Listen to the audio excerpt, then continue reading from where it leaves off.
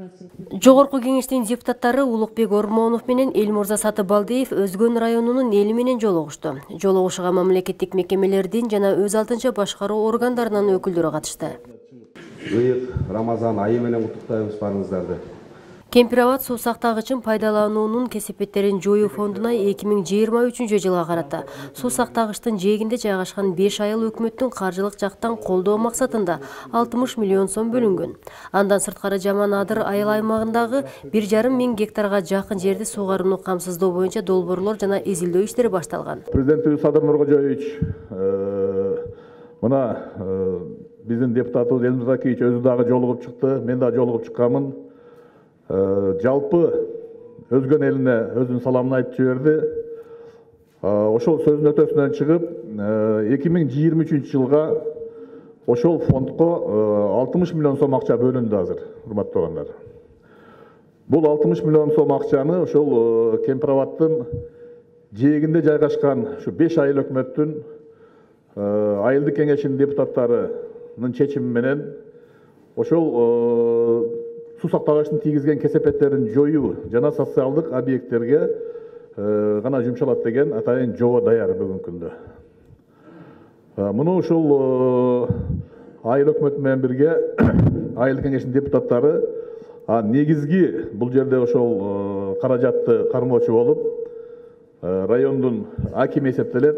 Жыйында депутат Элмурза Сатыбалдиев Россия Федерациясы тарабынан каржыланып курула турган 9 мектеп интернатынын бири Өзгөн районунун Прогресс айылына салынарын кошумчалады. Россиядан бизге Кыргызстанга 7 регионго, анан 2 шаарга чоң мектеп интернаттары салынат деп келишимди биз ратификация кылдык. Ошондо ар бир областтык центрде боло турган мектеп булар. Бирок биз суранып атып, дагы ушул Кемпирабадтын айылына тегерегиндеги болгон бүдөмүк сөздөр, же болбосо нааразычылыктар көп болбосун деп, ушул Ош областына бөлүнгөн чоң мектепти ушу Өзгөнгө Прогресс айылына салдыра турган болдук. Жолугушууда тургундар бир катар көйгөйлөрдү көтөрүштү. Тагыраагы жыйындын катышуучулары жайыттар, аны менен катар мектеп, балабакча, оорукана, спорт комплекстерин куруу жана жол тармагын өнүктүрүү зарылчылыгына токтолушту. Мектеп 2004-жылы ашар ыкмасы менен курулган, класстар экили бөлмөлүү стандартка жооп бербейт. Азыркы күндө 75тен ашык башталыш класстын окуучулары окуп жатат.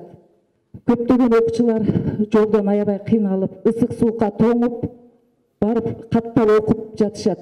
60 миллион азыр фонд түзүлдү деп атасыз. Ошол фонд кандай бөлүнөт? Могу жерде азыр сүйлөгөндөр титиреп, калтырап, мактап атат. Сын пикирлерди туура айтыңыздар. Булар эл өкүлү, биздин үнүбүздү ошол жогорку бийликке жеткирет. Жол боюнча айткым келди. Азыр бизде Өзгөнүн ичинде ямочный работалар болуп атат. Көбү эле билет бардыгы. Бизде чукуп коюп туруп, 1,5 ай, 2 ай коюп туруп, анын ямасын чоңойтушту күтүшөбү билбейм, сразу басып кеткен ушул проблема да бизде. Кийинки маселе аялдамалар боюнча. Ош Өзгөн ортодогу аялдамаларды мен билишимче бир 5 жыл, 6 жылдан бери ошол ремонт иштери вообще болду элек. Эч ким карабайт ошонучу. Элдер үй бүлөсү көбөйүп атат.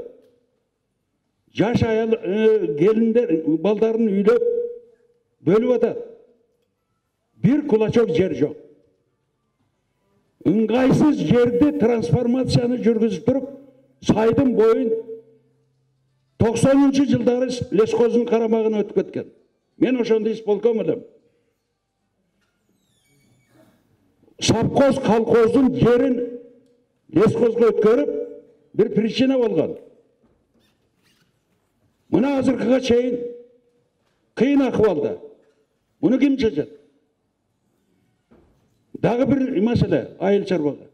Муну айтып бериңиз мына элге. Департамент отурат.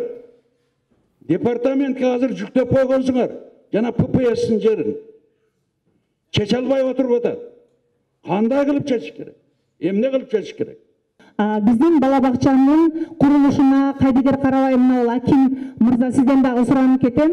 Буну бир экинчи же үчүнчү вариант кылып койбостон, биринчи очередке коюп, мен ошол курулуш, биздин бакчанын курулушуну тез арада карап бересиздер деп мен ишенем. Сиздерден мен өтүнүп кетем, бул эң көйгөйлүү. Силерден үмүтүм чоң. Биздин айыл, ошол айылыбыз бүтүп отурат азырчы. 11 километрдин орто ченинде Каражыгаш деген айыл бар. Бир машина азыр зорго өтүп атат. Азыр барса дагы көрсөтөбүз. Суу жеп атат. Көлдүктүн дарыясын өзүңүз жакшы билесиз. МЧСке кайрылсак, Бектин балансында турган жолду биз коргойбуз дейт. Биз турак үйлөрдү коргойбуз дейт. Буларга айтсак, Министерство транспорттон заказ келсе анан аткарабыз дейт. Заказ келсе аткарып эле отурган болуп калыптыр. Ал учурда жарандардан түшкөн суроого экономика жана коммерция министрлигинин өкүлү салыктык тескөө процесстериндеги инновациялар боюнча маалымат берип өттү. Айыл чарба министрлигинин өкүлү номер 309 боюнча түшүндүрмө берди. Бул 309 токтомду кабыл алуунун негизги максаты сиз туура эми биз айыл жеринде жашаганбыз, баарыбыз эле жакшы билебиз. 10 сотка, 20 сотка жерди пайдаланып келгенбиз.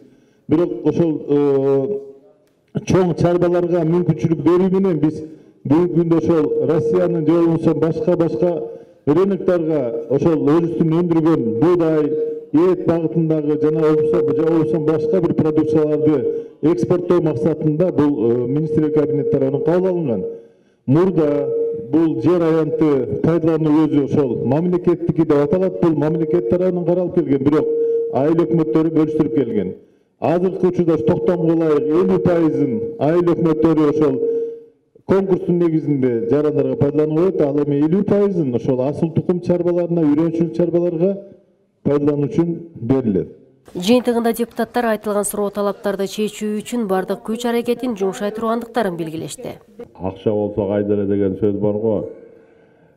Бюджетти өзүңүздөр билесиңер, бир аз акча тартышка карабай, мына күндөн күнгө бюджет чоңоюп, өкмөт иштегени менен элдин талабы дагы, жашоо талабы дагы ошого карата жогорулап кетип атат. Эч бир маселе көз жадымда калбайт. Мен жазып алдым негизиненчи, суроолордун баардыгы жазылган. Тиешелүү министрлер менен мына жарымына жооп беришти, калгандагы контролго алып, силерге жоопту сөзсүз беребиз.